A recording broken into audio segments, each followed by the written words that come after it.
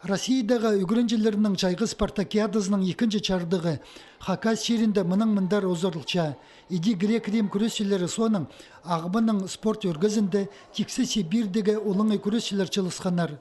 Бұл спорт көрімінде дзюдодағы чили арылысшылар саны қажында көп болыдыр. Анзы қыз жақтарының олығыстар алынжы командалар сығыр чытқанының палғалыстығы. 6 командалар келгендар. Бурятия и Чекинская область, Паршин, Дальний Восток. А конкуренция мы там полварда, мы пары полвар, которые уже на Европе-то Харбасханар, по Кемеровской области, на Красноярский крае. Спартакиаданың программасы қостыры қапстар 10 көдірімді ерткенер, чехайзы командалар күресшілерінің жарымына қыл болғанар. Анзы хайпіре көдірімлерді күресшілері пост регионарында талығына ерт болбанның палғылыстығы. Қазына Синде Сибирдегі федеральный округ олыңы күресші ең күстік саналча. Аның әрпер Россия мариначылы чақсы темнен сілі көсткен база олық марғыларғылы сық болар күресшілер келіп болчалар.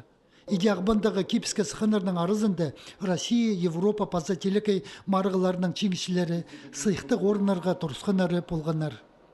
Региондар көп қосылшам бұл емелер күреске қызжақтырдан зарының особенности бұл Россия, Южный региондарам бұл Кавказ қосылшам. Аның ары ситіктің ситік дегендар.